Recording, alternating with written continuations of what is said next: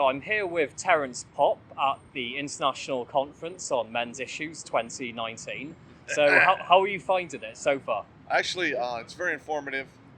It's nice seeing a lot of the people in person that I've watched online for years. Like Janice Flamingo's here. I met her. Mm-hmm. She's a very, very sharp woman. Of course, Karen. I met her in 2014. Yeah. I mean, it was pretty cool. Was that the last one you attended? Yeah, it was. It was 2014. Okay, it was like cool. the original one, the first one. Right, yeah. And like the one, it got canceled. Mm-hmm. And it was supposed to be in Detroit because there was threats and bomb threats and shit. And I found out about it since I'm from Detroit. I know people, pulled some strings. Yeah. Got them a venue like inside of 72 hours. Yeah, I heard about that. That was pretty cool, actually. Yeah. So it went off well. And then that one just expanded from there. And they had two, one in Australia, one in England, or two in England, I think. Were you going to make it to one of the ones in England? I was supposed to go to the one in 2016, but I had to go do some army shit, so they wouldn't let me go. Okay, so but I retired in 2018. So what, from the army? Right. Okay. Yeah. And so, I mean, I've seen your videos over the years, and so I just wanted to know, how is the channel going now? And well, yeah, I went over 100,000 in May, and then YouTube just pulled the choke collar down, and it's they don't demonetize most of my stuff, which I expected because I talk about non-politically correct stuff, because I mentioned this in my book. Political correctness is lying by another name. And yes, I don't do lies, so they don't like me. Right, yeah. And I don't really. I don't know. I'm not against feminism per se, as long as what they say by feminism means true equality, which means you get all the benefits, but you have to have the responsibility at the same time and accountability. Yeah. Which they don't. They want to have all. That's always been the problem with, I'd say, the feminist movement is the complete lack of any pretense of responsibility. And some of it is so egregious that I just can't stand by and not say this. I have to call it out. Yeah. And it, and they try to blame me and shame me, and you know what? Once the I don't care light goes on, you become incredibly dangerous.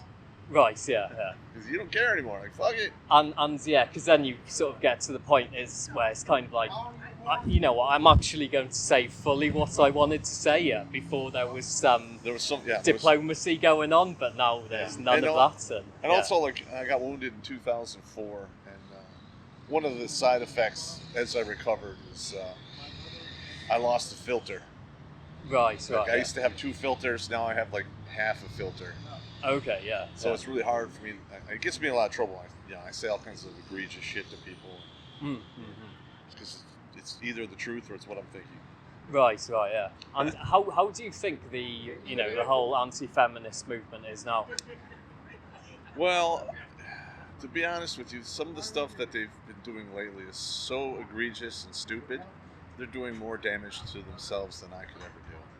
This is the feminists, yes. Yeah. Like the after-birth abortion thing. That's going to blow up in their face. We were just talking about the psychological, the APA, the psychological rules that we follow here in the United States. Or there's supposed to be guidelines, but that's probably going to blow up in their face here shortly, because when you actually read the guidelines, the sources for where they get their guidelines are bullshit propaganda. Right, yeah. So there's a thing called the bullshit test. Yeah. Either you pass the bullshit test or you don't. Yeah. If you don't pass the bullshit test, then people lose credibility in you or faith in you and stuff. That's probably what's going to happen. They'll be like, the APA, they're stupid. They've gone off the rails. We're going to have to figure something else out. Right. Or a lot of guys are like, no, we're not going to follow that. It's just stupid. Yeah, and I think there was the recent Brett Kavanaugh story as well. Oh my God, yeah. That to me was just the absolute failure of the entire feminist movement. Okay, now listen. Encapsulated in one story. I'm telling you right now. All right. I have 2 daughters. Rape is a horrible thing to do. All right. If anybody raped one of my kids, they would be dead. But if that was to happen, it's so traumatic. You think you'd remember the who, what, where, when, why. Mm-hmm. You know, and the how and the time. She didn't know any of that. Yeah, yeah. It's a complete lie. Mm-hmm. It's a false allegation. She should be sued into the Stone Age. Yeah. But nobody wants to do that because you might just keep them from coming forward. And then the feminists put forward the false rape accusations. It's only 1% to 3%. It's much higher than that if you add in all of the unfounded complaints. Mm-hmm. The 1% to 3% is where they actually come forward and say they made it up. But if they never say that and there is no evidence and it's complete bullshit, it's called unfounded. That's people need to start getting sued. If I got my name run through the ringer, I'd be coming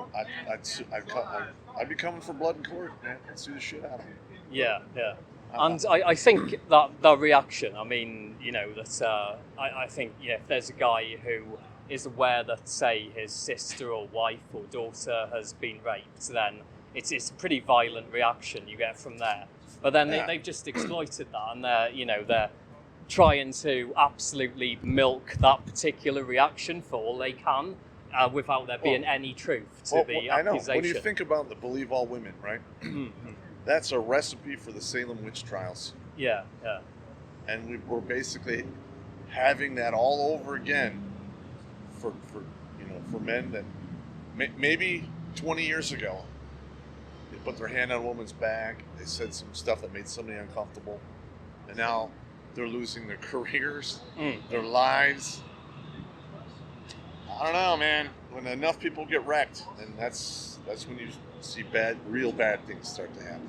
Yeah. What do you think about there's all of the, because it seems that they're moving into HR departments and into the workplace, the radical feminists with the whole Me Too movement, and they're now saying that there's kind of no hugging policies in certain workplaces, and it seems as though they're construing everything as sexual assaults as well. Yeah, well, when I was in the military, in my office, I used to keep the camera, those hidden ones, and I had a little button, a little activator, and anytime somebody would come in my office, I'd turn it on.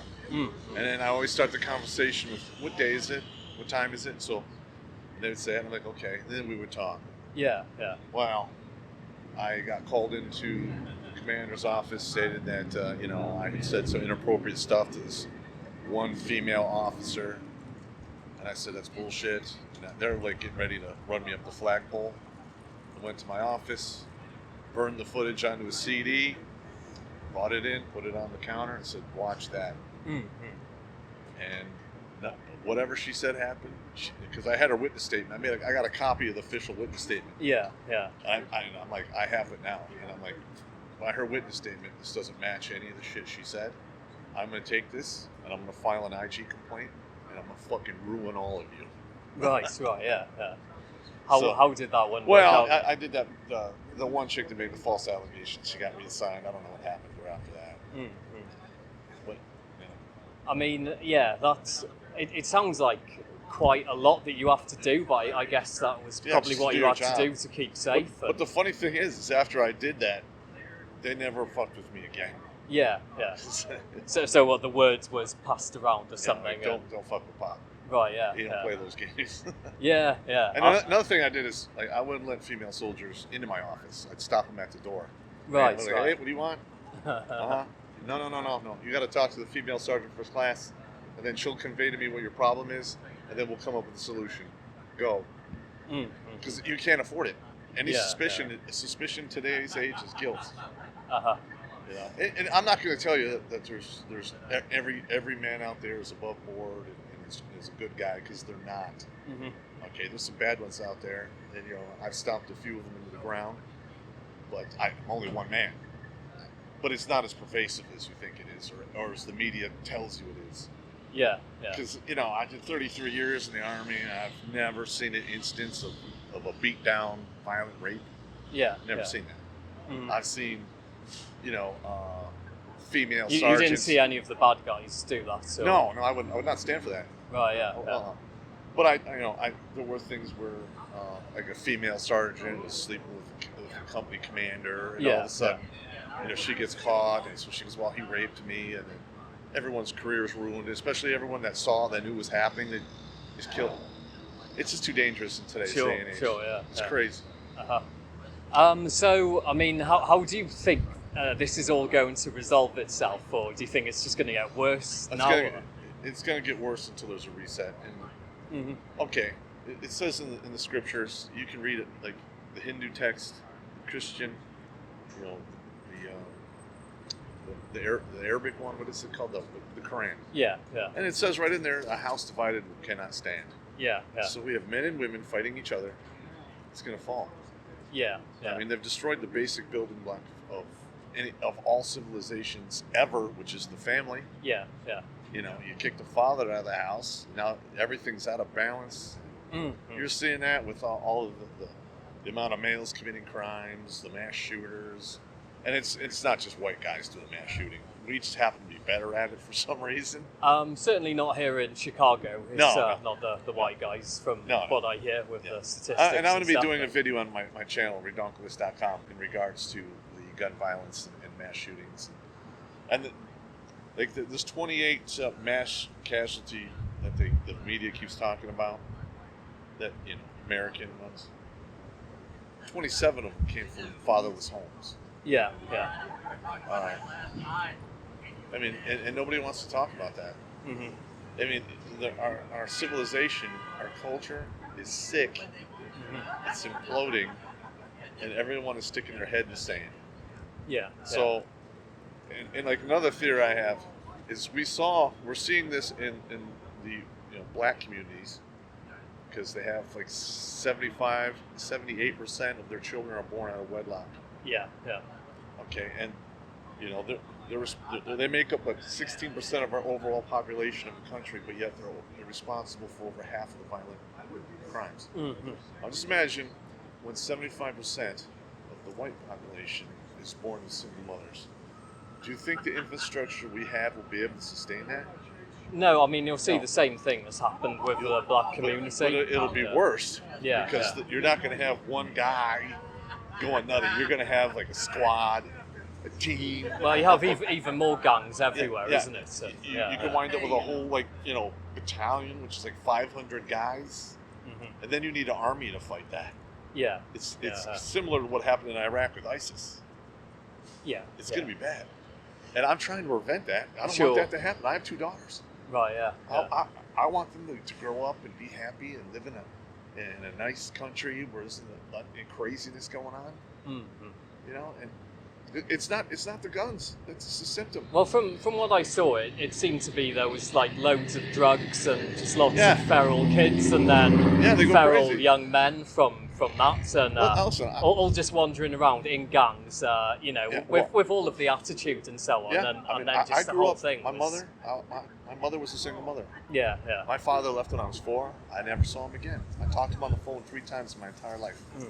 All right, and I'll tell you right now, I was hyper violent, hyper angry, and I went into the army. Yeah. And I channeled that constructively. Made a whole career out of it. I trained and influenced thousands of other guys. I have a bunch of stories. Even today, even though I'm no longer in the service, I'm still helping people by telling my stories, giving them guidance. Yeah. Setting the example. Like, hey, I came from a single mother home too. I understand what's going on with you, and this is how we can take the steps to move forward and fix it. Yeah, good call, and thanks for talking to me today. Not a problem, man. Wish you all good luck in the future. Thank you. So.